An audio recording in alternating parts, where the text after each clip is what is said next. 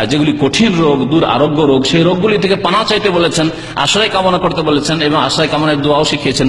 আল্লাহুম্মা ইন্না নাউযু বিকা মিনাল বারাসি ওয়াল জুযামি ওয়াল জুনুনি ওয়া মিন সাইয়্যিল আসকাম।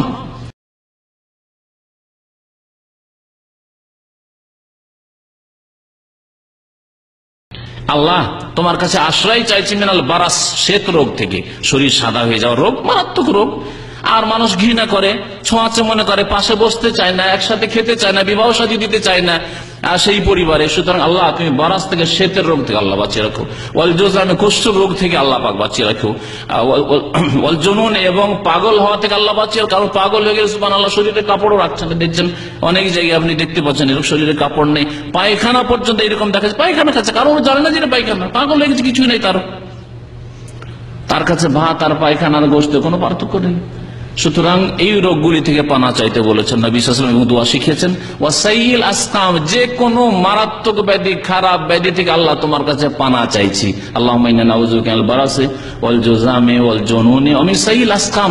আজকালকার মারাত্মক রোগ হচ্ছে শুকুরের ইনফ্লুয়েঞ্জা। আজকালকার জামানায় দোয়া করো, আল্লাহ তুমি আমাকে শুকুর ইনফ্লুয়েঞ্জা থেকে বাঁচিয়ে রাখো। আজকালকার মারাত্মক ব্যাধি হচ্ছে কিডনি ফেল হয়ে যায়, আল্লাহ তুমি কিডনি ফেল হওয়া থেকে আমাকে বাঁচিয়ে রাখিও। আজকালকার মারাত্মক রোগ হচ্ছে প্রেশার, আল্লাহ তুমি হাই প্রেশার, লো প্রেশার থেকে বাঁচিয়ে রাখিও। আজকালকার রোগ হচ্ছে সুগার, মারাত্মক রোগ, যার পরে দুনিয়ার স্বাদ সব শেষ, আল্লাহ তুমি আমাকে সুগার থেকে বাঁচিয়ে রাখিও। এইভাবে যতগুলি মারাত্মক ব্যাধি আছে আপনার সমাজে, আল্লাহ এইসব থেকে আমাকে বাঁচিয়ে রাখো। আল্লাহুম্মা ইন্না নাউযু বিকা মিনাল বারাসি ওয়াল জুযামি ওয়াল জুনুনি মিন সাইয়্যিল আসকাম। নাম ধরে ধরে যদি না দোয়া করেন, শেষখানে বলে সাইয়্যিল আসকাম, তাতেই দোয়া হয়ে গেল। আল্লাহ পাক যেন আমাদের গুনাহ খাতা মাফ করে দেন। আল্লাহ পাক আমাদের নেক আমলে যেন তৌফিক দান করেন। আল্লাহ পাক আমাদেরকে যতদিন দুনিয়া রাখবেন যেন সুস্থ রাখেন। আল্লাহ যখন নেবেন কালিমা লা ইলাহা ইল্লাল্লাহ পড়ার যেন তৌফিক দান করেন।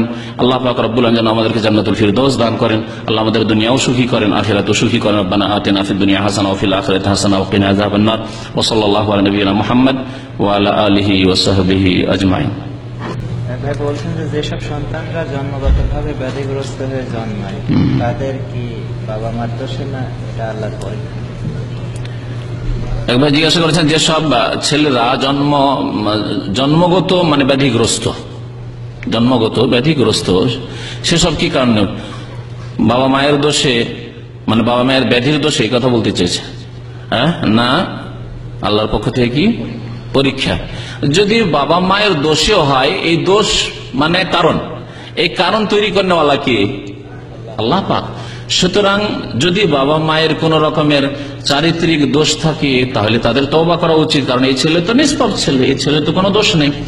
তাহলে বাবা মাকে তওবা করা উচিত যে আমাদের পাপের কারণে এর কুপ্রভাব আমার ছেলে বা আমার মেয়ের উপর পড়েছে। সুতরাং আল্লাহ পাকের কাছে তওবা করা উচিত এবং আল্লাহর কাছে দোয়া করা উচিত তাদের এই ছেলের আরোগ্যের জন্য এবং নিজের সংশোধনের জন্য। আর যদি এমন না হয় যে বাবা মা নেক রয়েছে, তারপরে ছেলে এরকম খোড়া হইলো বা কোনো রোগাক্রান্ত, তাহলে আল্লাহ পাকের পরীক্ষা মনে করতে হবে। আল্লাহ পাকের নিজের শরীরের ক্ষেত্রে যেমন পরীক্ষা করতে পারেন, ছেলে মেয়েকে অসুস্থ করে আল্লাহ পাক বাবা মাকে পরীক্ষা করছেন, এই ক্ষেত্রে পরীক্ষা উত্তীর্ণ হইতে হবে, কামিয়াব হইতে হবে। জি।